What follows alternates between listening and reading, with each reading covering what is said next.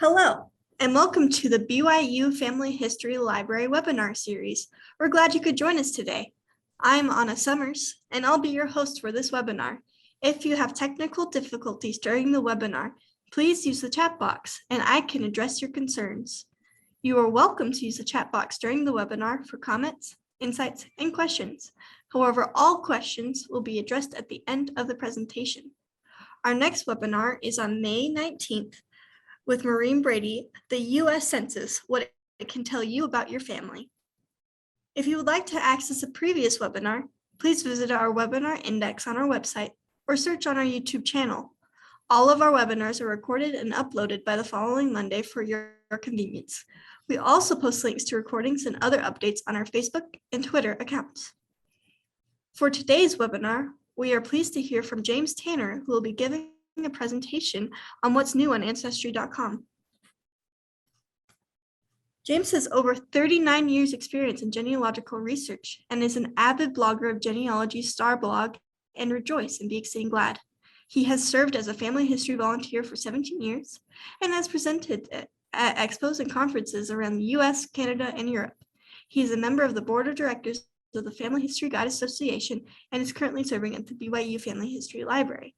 James is a professional photographer and has 7 children, 34 grandchildren, and 2 great-grandchildren. And James, if you're ready, we'll turn the time over to you. Yep, here we go. I will now share my screen.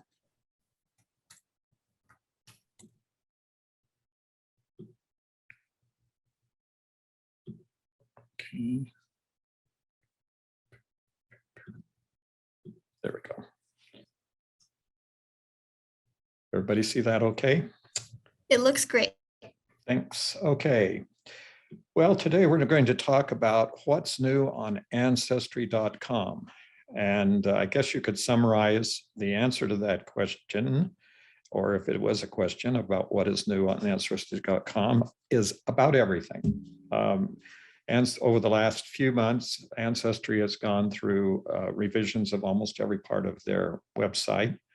And much of the traditional things that we've seen on Ancestry for years have been modified. And so you might be a little bit surprised about how it works and how you what you see when you get into the program itself. So we'll go ahead and get going on what's happening. The first thing that you're going to see when you log into your Ancestry account is a completely new personalized startup page. I think the best part of the startup page is that it goes kind of bypasses the old way of every time when you went into Ancestry, if you wanted to go to your family tree, you had to think about that for a second and click on trees and then go to your tree and then go through.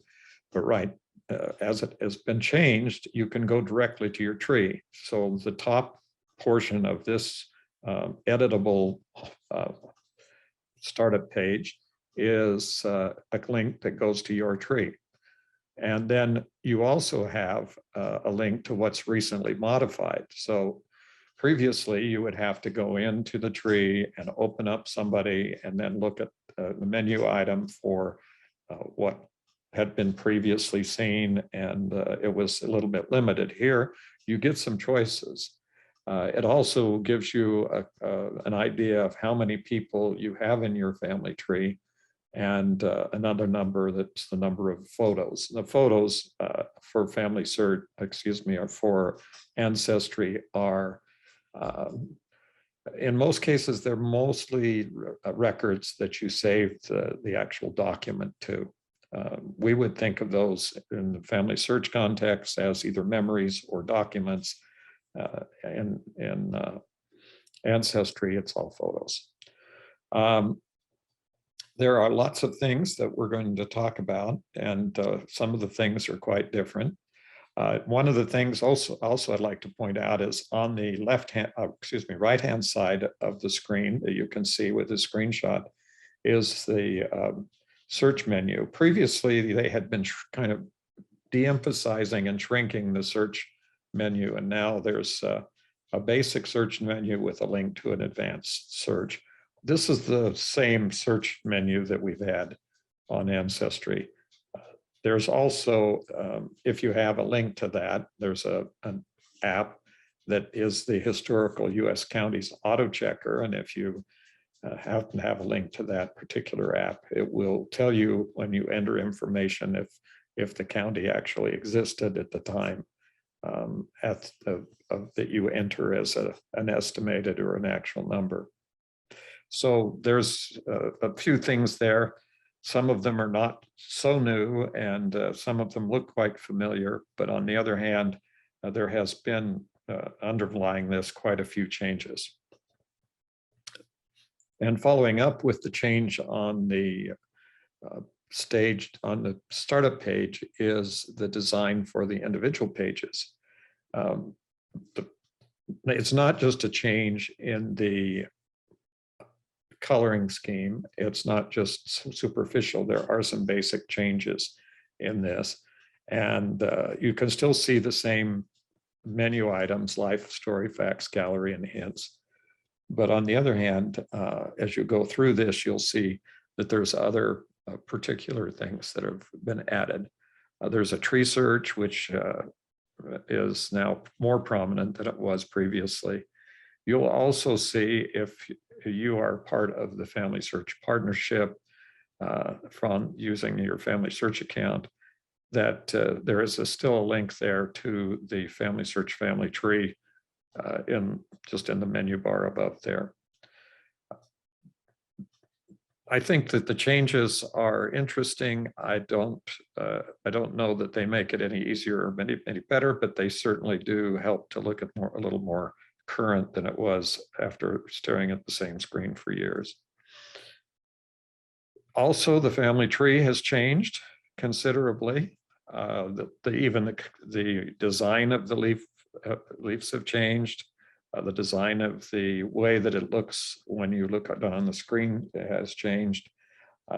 These are more, I believe here, a little bit more superficial than they would have, than they are substantial. You can still click on each individual person to go to that person. And if you're here and you want to go to another tree, you still have the option of clicking on the down arrow where the trees are to any of your other trees that you may have joined or being editing here on Ancestry. I might mention that it's something that you did not know, is that you can have multiple trees on Ancestry, and you can make specialized trees. Some people like to focus on a certain tree, either say their own tree, their spouse's tree, the tree of a certain ancestor, or some research project that they have.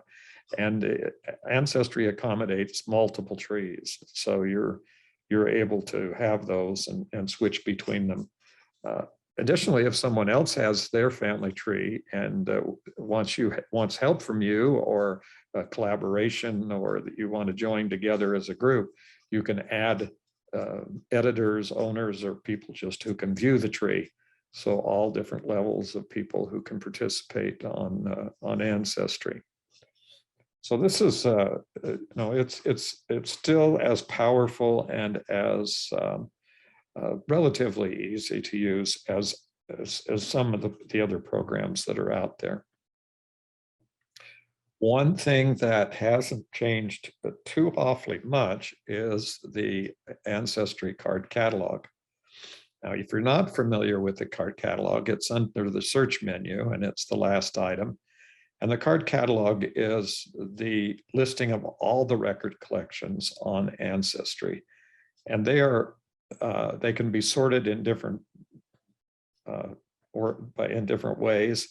By, for instance, up in the right-hand corner, it says sort by date added, and this will sort them in the newest to the oldest record sets that they have on any of these in any of these newer record sets. One thing you might notice is that there are some records from the Ukraine on this new list. This may not be right up to today, but it's I did this, drafted this presentation in the last couple of weeks, so it's fairly new. There has been a substantial response from the greater genealogical community about preserving records from the current difficulties that are happening, the war in the Ukraine. I guess from the standpoint of someone who's been doing genealogy for quite a while, the kind of, well, wait until you have some problem. I mean, wait to waterproof your records, or put your records someplace until you have a flood, or it's happened a couple of times in the National Archives, have fires that burn their records, and they don't seem to have learned that lesson yet. But there has been a particularly organized and concentrated effort to make sure that the records that are still available in the Ukraine are being copied as quickly as possible and preserved. So this is something that's been a great benefit. Moving on, if you click on the search tab, as I said a moment ago, the card catalog is right there. There are other things. There's specific links to certain types of records. And you can do a member search, which is looking for other people who may have family trees on Ancestry. Obviously, if they have a private family tree, it's obvious that's probably not going to be helpful. You're not going to be able to find that.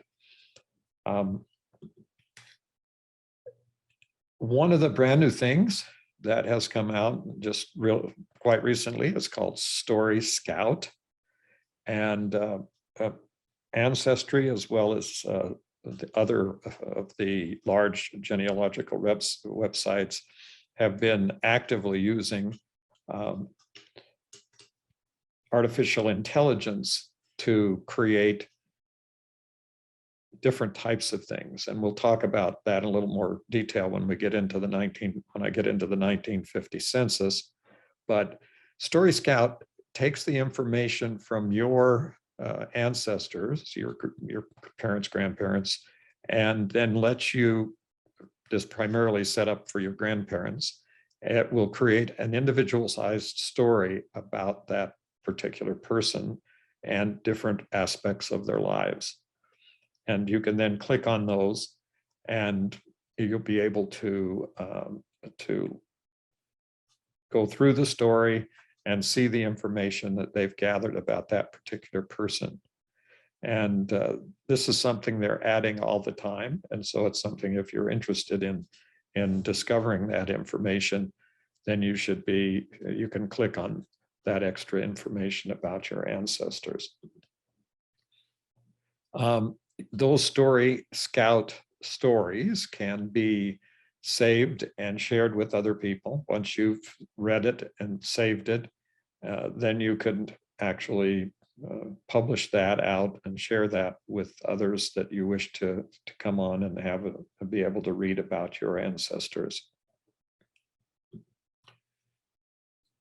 Okay, this is the big deal, and this is what's going on in the greater genealogical community today, and is something that's quite remarkable. And I've become, let's say moderately, I have a lot of other things, but I've become moderately involved in this particular project.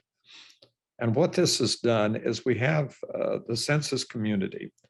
But okay, let's go back a little ways and talk about indexing. One of the things that makes all of the records on these large websites available to be searched is an index of the records.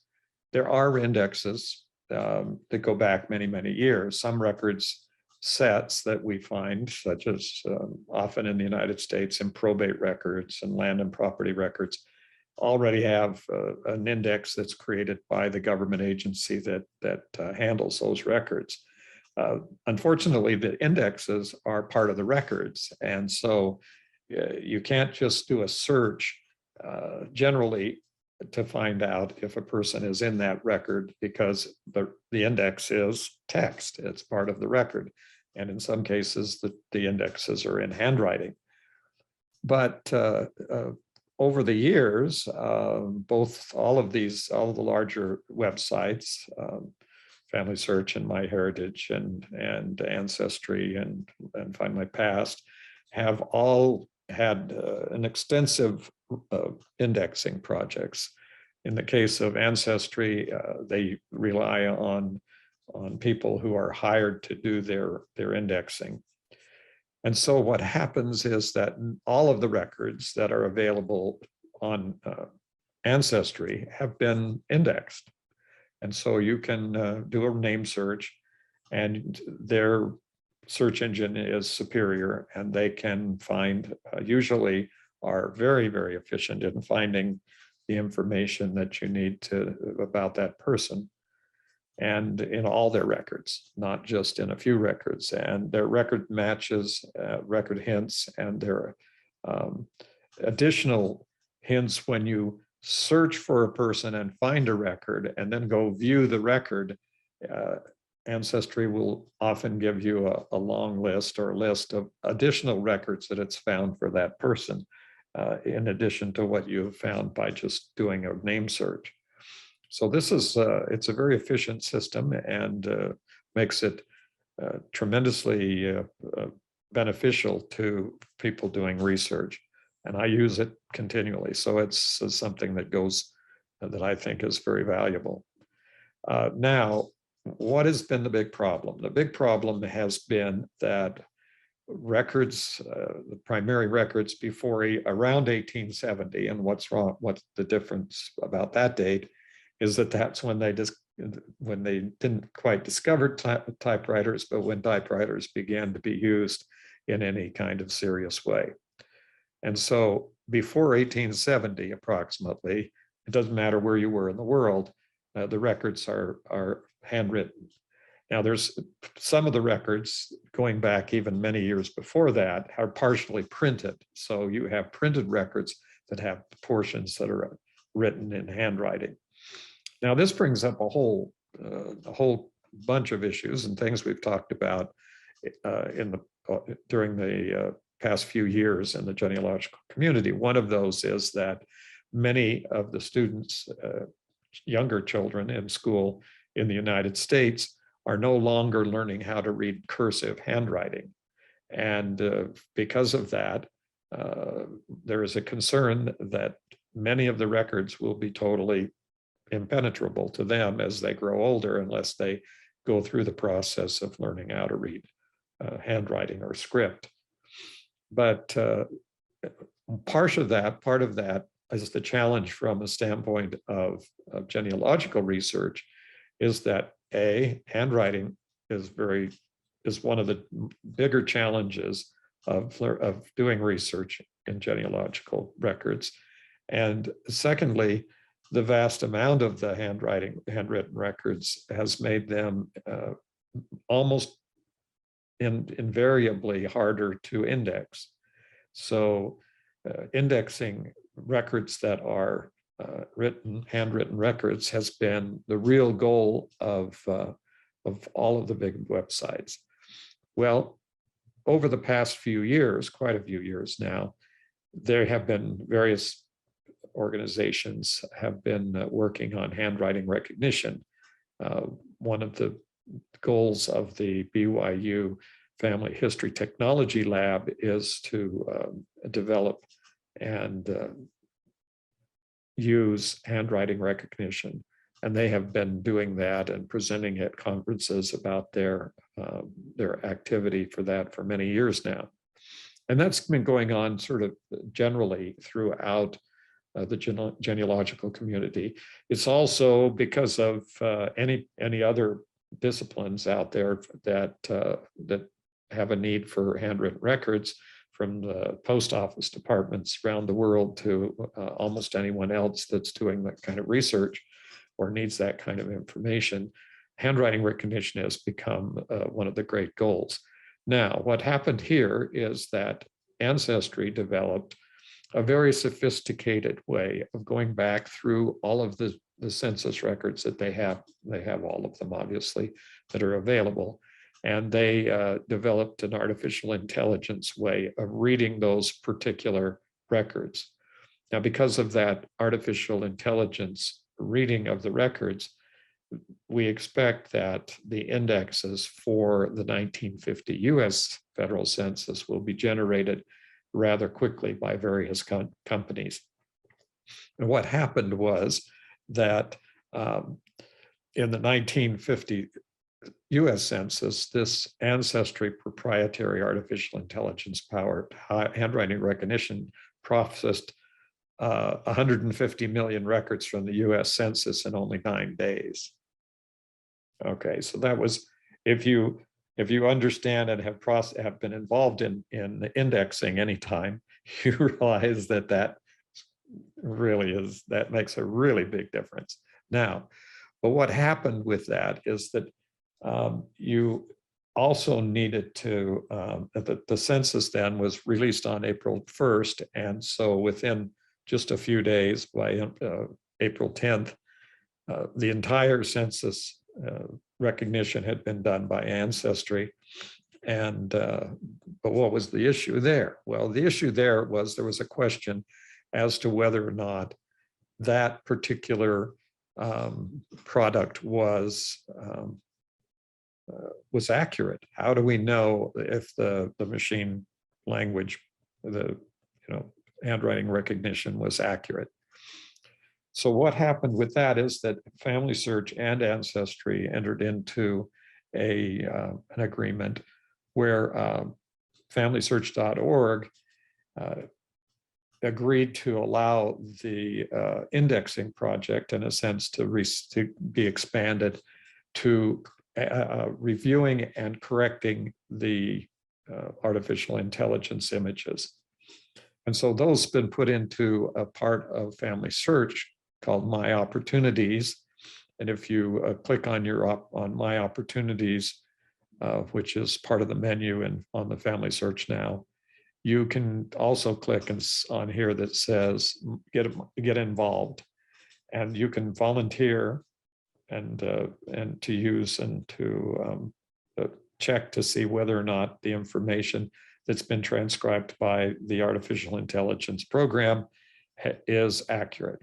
Now, I got involved, and I have been using my smartphone, my iPhone, with the app, and also on my computer, and I have gone through quite a number of the records. And I can say a couple of things at the beginning. The process of checking is far faster. I mean, quantum leaps faster than indexing. Indexing is quite involved and takes a lot of concentration and time. This is literally something you can do while you're sitting waiting at a place where people generally wait, like doctors' offices and other places. So you can pull out your phone and open the app and go directly to identifying whether or not the records match. And if not, you're able to correct the entries. So it's sort of a high-speed indexing in a sense, because the machine language artificial intelligence program is already supplied. And I can also say that that they are extraordinarily good. It's an extraordinarily good program. Some of the records that they have recognized accurately, I would say would take a very, very sophisticated program to do. And then you can choose the area that you want to become involved with. And if you want to help with a certain state, I'd say if you want to get involved, you better be fast, because some of the states are closing down already and they've been completed, meaning all of the records from that particular state have already been reviewed. And a lot of those records are starting to be available to search online. So now we have another level, which is allowing all those records to be searched. So now, for example, here on Ancestry, to kind of jumpstart the program and also get you into finding information in the 1950 census before it becomes completely reviewed and online indexed. And there are other companies out there indexing and creating indexes for the 1950 census. And I would expect over the next couple of months that you'll find a number of the larger companies announcing that they now have a complete index of the 1950 census. But because Ancestry used this artificial intelligence handwriting recognition, then they are kind of legs up. I need to mention also that there are other companies using artificial intelligence and handwriting recognition, and Family Search is actually doing that. One of the things that happens if you go into the Get Involved program is that if you don't specify any records at all, you may end up checking the handwriting recognition on the records that have already been identified and this handwriting recognized by Family Search's program rather than by the 1950 census. So that if you don't specify checking the census, you won't be participating in this particular program, but you will be helping artificial intelligence programs that are using to address other areas. And one area that came up when I did that was records from Argentina in Spanish. So if you have some kind of particular background that'll help you in that regard, I would suppose that getting involved there is also very valuable. It's just a lot faster and a lot easier than indexing, that's for sure. But and I am assuming that as it continues to expand, that we will have quite a bit of more information added. Now, the 1950 Census District Finder tells you what the enumeration districts across the United States and in all of the territories and parts of the United States that were subject to the US Census in 1950. And when you do that, you get a district finder. And in order to get down into the census using this, you're going to need to have, while we're waiting for the index, obviously, you're going to have an address or some almost exact location, because you're going to have to be able to drill down in the census to find that particular record. And this, what happens here is what happens in all census records. The census records are usually structured on districts, and they call those enumeration districts, where they go out and count. Each district has a group of volunteers or employees that will go out and actually go through the census. The latest censuses, like the ones after 1950, the 1960, and the later censuses, we're beginning to use a lot of mail in and mail out type things. And so there's not so much of a demand or emphasis being placed on the enumerators going out, but there's still a lot of cleanup for areas that seem to come back that are underrepresented in the census. So what we would suggest, even though this may be a shortcut way to get ahead of the game, it's going to take a little more research on the part of the genealogical researcher to know where to get started, unless you want to just plow through a whole lot of different pages of the census records and try to find one or two people. Okay, now I'm going to have to say that most of the advances on or changes on the Ancestry website deal with DNA, which is, of course, a very powerful tool in expanding certain types of genealogical research. It's also having a profound effect on identifying people who have, let's call it, less than transparent ancestry. and the way that you can get into to helping those get through those more difficult problems. For some people, it's too bad that they don't begin with the DNA test.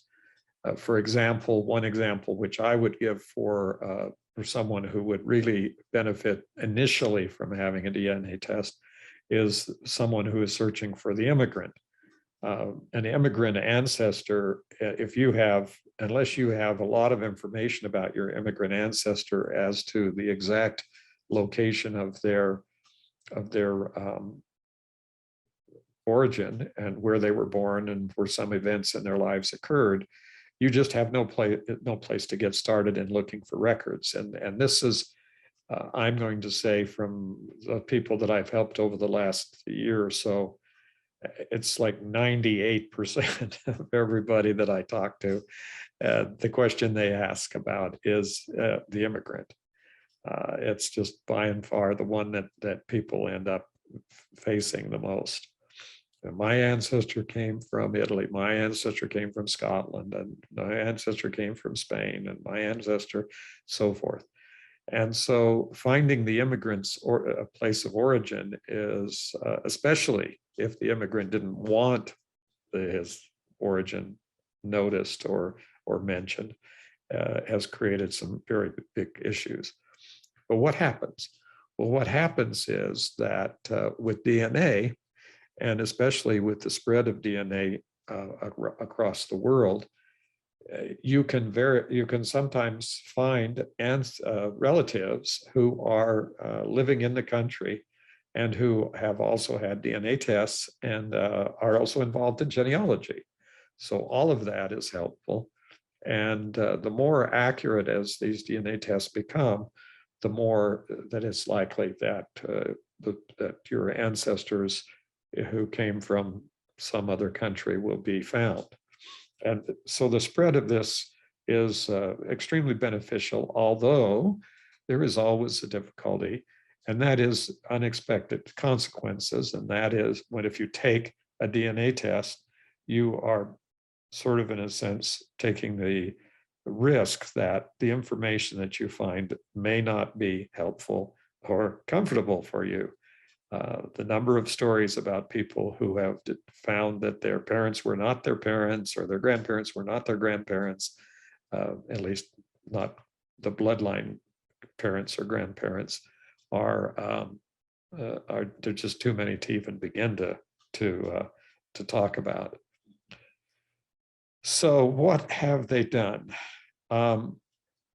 So here, what you've got are some different kinds. Now, in all of these that I talk about with with DNA or with any specific things that might have people who are recognizable or alive and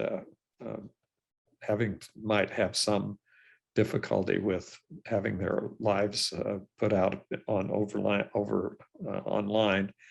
then I have cut off or blanked out those portions which deal with the individuals. So this is going to be kind of generic, but it gives you an idea. And the thing that's happening with Ancestry is that because of the amount of DNA testing they have been able to do and the number of people who are involved in the program, they are often able to generate a common ancestor. I'm going to have to say they're not unique in this because there are other companies that do that, but your common ancestor here can be surprising. And I'm now getting information on a supposed common ancestor that goes back as much as fifth cousin.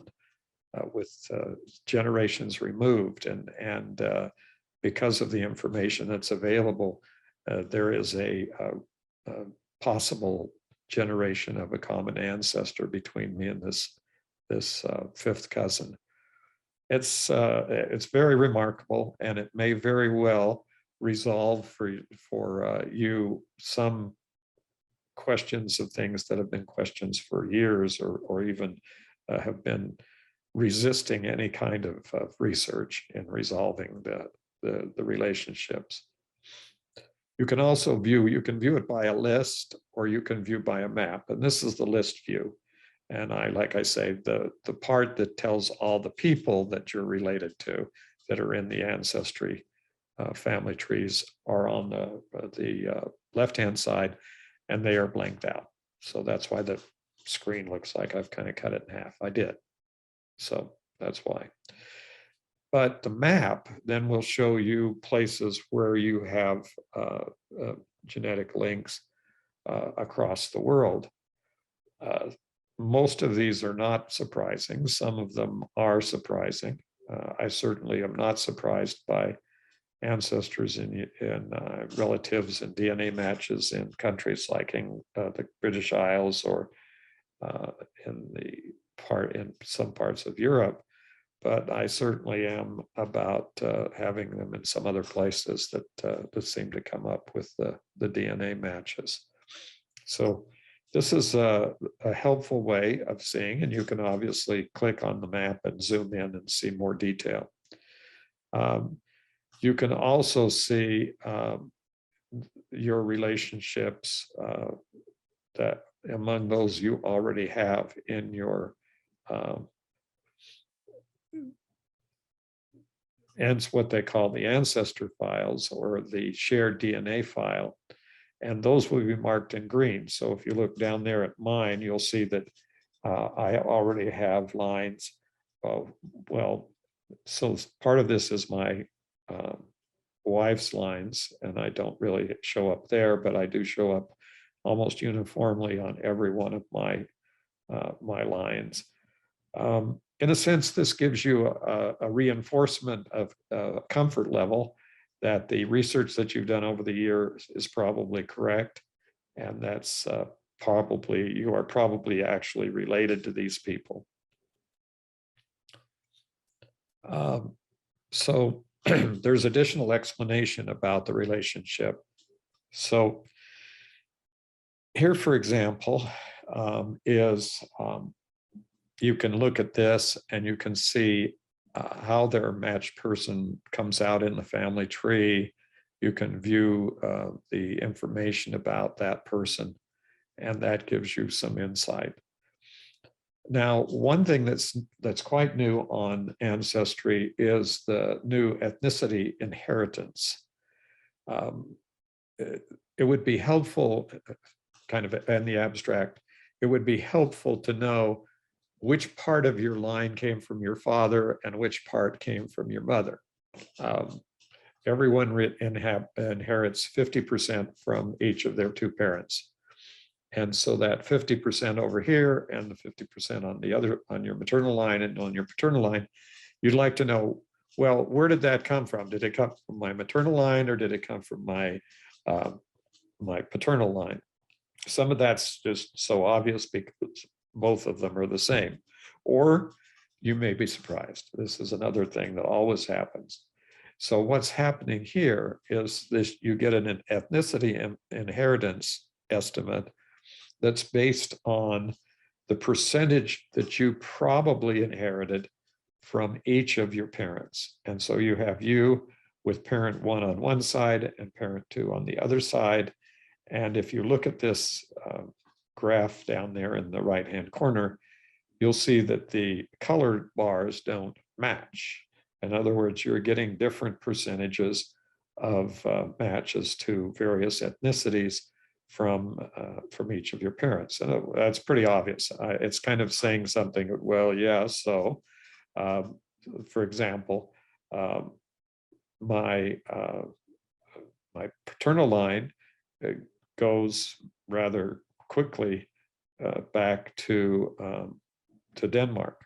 Well, yeah, and so does my maternal line. So but when you start getting more information and you start seeing more of what's going on, you'll see, for example, the color bar here says that Ireland, I have 2%, and all of that came from my father, from parent one, and not from parent two. So there's some things that you can learn, and it's very interesting to see how that comes out. So this comes from your results, not from testing your parents. So you basically get the benefit of a test to your parents and getting their DNA split up without having to give them a test. And that is especially helpful for those of us whose parents have passed on. So this is kind of an interesting new thing, and you might want to get into it and look at it. It's also got quite a bit of explanation that goes along, and maps and things that show you in color how these different ethnicities work. In addition, all of the companies, including Ancestry in particular, are getting larger and larger databases for their ethnicity estimates. If you've had a DNA test for any period of time with any one of the big DNA companies, you'll know that that estimate has changed regularly, that the percentages are almost in some cases not even very close to what they were initially. And the only thing we can say is that as more people and more things and more information is gathered, that those estimates then become more and more focused. For instance, in this is a good example. I don't really have I don't have any that I can identify ancestors from Norway or Sweden, but Norway, Denmark, and Sweden at various times in the past have all been the same country historically. And so it's, ruled by the same king or whatever. And now, of course, as it becomes more and more specific, I am seeing Denmark come out as a higher percentage than just a general percentage to Scandinavia. So you can also see that some of the regions have very small percentages, but they're still significant. So these are all new features, and these maps and all of this information is tremendously interesting. If you keep looking at it, you'll see that now it focuses in this case in mine, it focuses in on the north portion of Denmark, and with Frederikshavn and Koring and some other areas up there. And that's, from the paper genealogy, from the research that's been done, that's exactly the place where the people came from. So there's kind of a interaction. Now, if I didn't know that, if I hadn't done the paper genealogy and I was relying entirely upon a DNA test, I would at least have a focus point where I could begin to look for my ancestors. And that's why there's such a benefit, in addition to contacting people directly who may be your relatives. It's also helpful in focusing your research so that you don't have just kind of generally. If you know basically about the time involved, when you get down to the level of the districts in Denmark, for example, there are indexes and records that may help you from that point. So here shows you the number of people represented by the size of the circle that have DNA from each of those areas around. And you can see that it's centered on that northern portion of Denmark.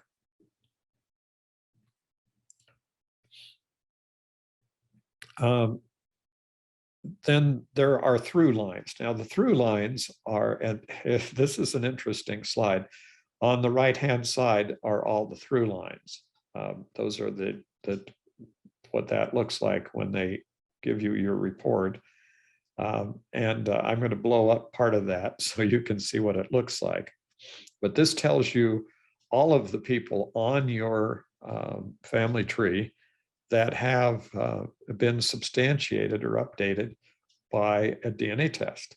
So they're saying that DNA tests indicates to me that all of these ancestors that are my direct line ancestors are all people who I also have matches for DNA testing. The hopeful thing, and the thing that can happen in the future, is that you'll be able to say, find somebody who's a prospective, and then after, because of the large database, they can give you a percentage about whether this person really is your relative or not. But from this case, these are people who have been confirmed. And of course, the paper genealogy or all the research that's been done over the year, it would be surprising if they weren't. And that's really the issue, if they were not. And here, for example, is one that just goes straight back to a person back in the early 1800s. So with that kind of a number of DNA matches, there's a big possibility that that person would go through. And here you can see, if you have a question about whether you have that person as an ancestor, then you can you'll get the validation, or possibly the opposite of that, or the repudiation of the fact that that person really isn't related to you. We can't find any DNA in anybody who are purported to be their descendants that you match. So that's possible too. And this particular chart is for Marinus Christensen. And what's interesting about the DNA test is that he was the family tradition was that Marinus Christensen was adopted, and through both Ancestry and other tests, we have validated that, because we have no descendants of those people who were his sisters, the two sisters that he had, and his direct line ancestors through his sister, match any of the people that are just direct descendants from him. And as a matter of fact, that was a confirmation of research that had been done that had identified a potential grandparent, a potential parent of Marinus Christensen. And as a matter of fact, had found that descendants of that person that was supposed to be his parents, or that couple that were supposed to be his parents, were in fact related to us genetically. So yes, it can go through and break through that kind of and open up that kind of a situation. But it depends heavily on the number and the amount of research that's been done on a family tree, and then the amount of DNA testing that happens to connect the people.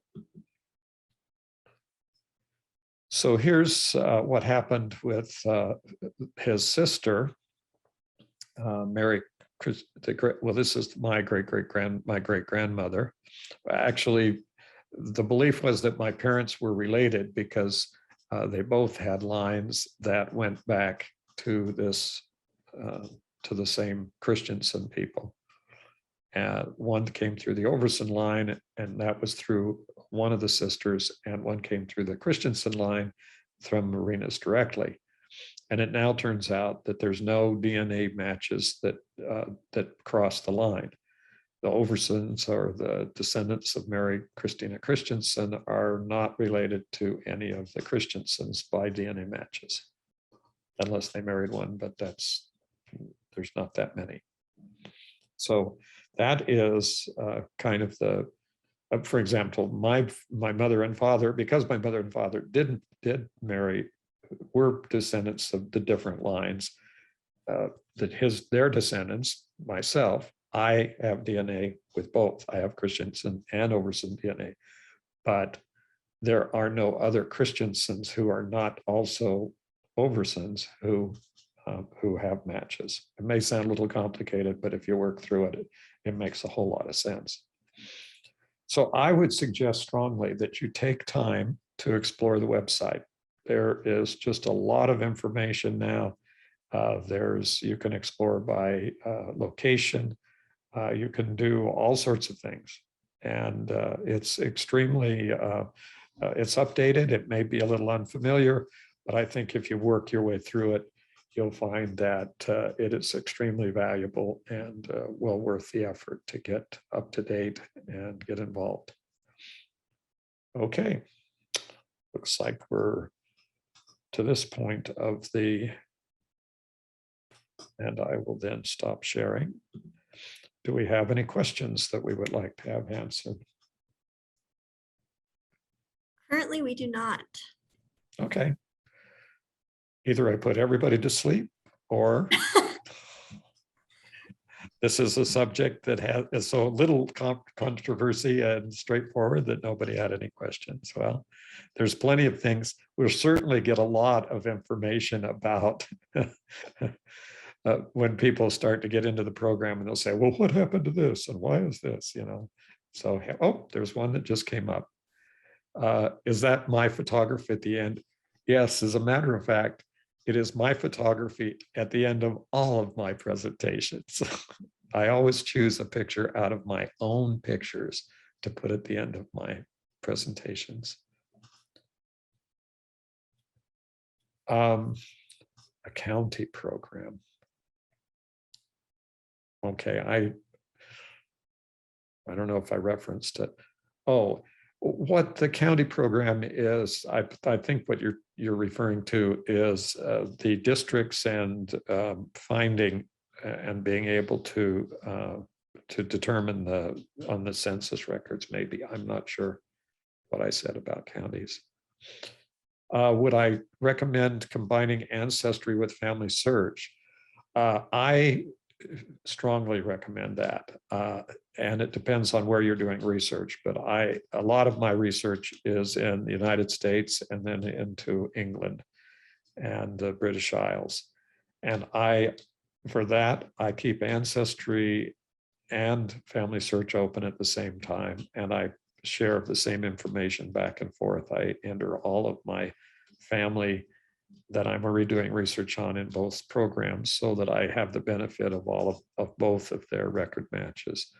And I have to, in fairness, have to say that I also have my information in other programs like MyHeritage and Find My Past. So there's other programs out there that I think that with Ancestry, it's very important you do that.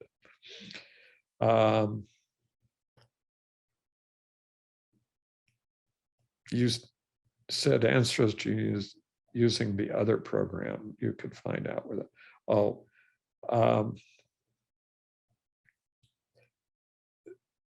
the simplest way to find out when a county existed. Oh, I see. Okay, yes, the simplest way to find out when the county existed is there's a number of databases, but the main one is called the Historical Atlas of Historical County Boundaries. So it's Atlas of Historical County Boundaries. And if you just type that in, you'll find it. But it's from the Newberry Library in Chicago. And it is a very detailed to the absolutely way past being detailed. And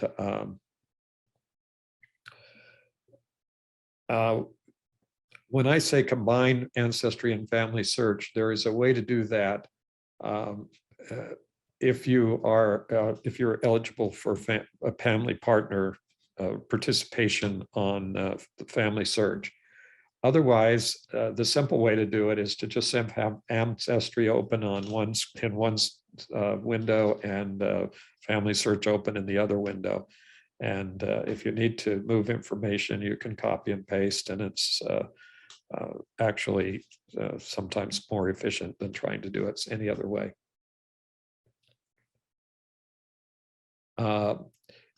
Okay, so Anna's going to answer that. Okay, anything else that we are going to talk about? Let me look at the chat. Yep, there's a question from Dorothy asking to please explain the DNA matches and through lines. DNA matches basically are based on a statistical analysis of your DNA. We all have shared DNA, and there's only a small percentage that varies from individuals. And the part that varies from individuals is measured in a technical way called centimorgans, meaning the percentage of DNA that match between two individuals.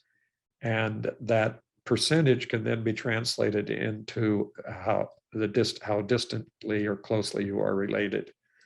So the percentages go from 50%, which would mean you were a full sibling of person, to a very small percentage, depending on how far more distantly you are related. And because of that, there's a rough correspondence between DNA family tree, those based on your DNA matches, and those based on your research, for example, or what you think.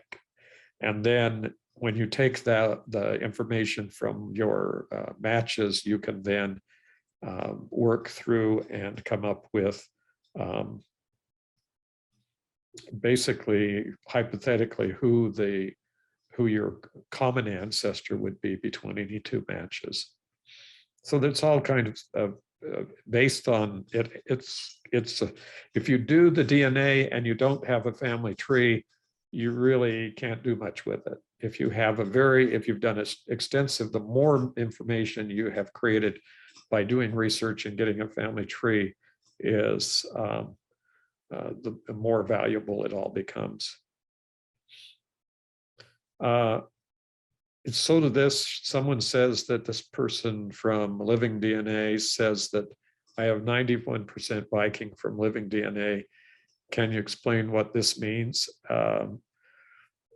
I don't know what it means to be 91% Viking, because Vikings is a historical group of people who spread over a number of different countries in Scandinavia. And so I'm not sure what that means. Viking, I'd have to know what their definition of a Viking was. So that's unfortunate that I don't know that. Anything else? Okay, DNA matches are just the matches, the rough matches of who they are. Through lines is when Ancestry applies their analysis and looks at the family trees and the information you have in your family tree, and then develops a percentage of accuracy of the fact that any two people are related, depending on their family tree. It would seem obvious to me if I had someone I met and we shared the same great-grandparent. Well, that may or may not be helpful, but in this case, you don't have to meet the person. If they're on Ancestry and they show you that you share a grandparent, then you are related, and you can contact the person.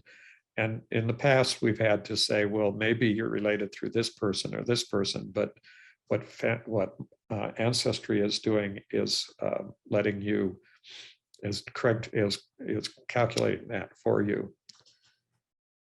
How will it benefit me if I can convince my brother to take a DNA test, and will I be able to access the information since it belongs to him on Ancestry? It'll only be available to, well, if he makes his information public or allows other people to see it, then the answer is yes, you'll be able to see it, because they'll show you as a match, and he'll show him as a match.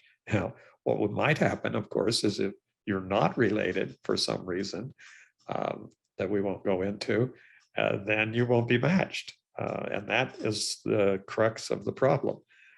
When siblings take a test and find out they have different parents. So that's where it becomes difficult. Okay. Anything else?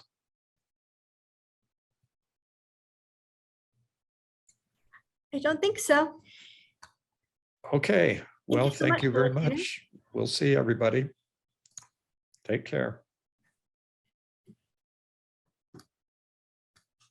Thank you, Brother Tanner, for that wonderful, Elder Tanner, for that wonderful webinar. And And thank you everybody for attending today. And we hope you will join us for our next webinar, which will be on May 19th with Maureen Brady on the US Census, what it can tell you about your family. A recording of this webinar will be made available next week. You can view that on our YouTube channel or our website. If you have any comments or questions, you can always email us at fhl_webinars@byu.edu or follow Facebook and Twitter. Thank you and have a wonderful week.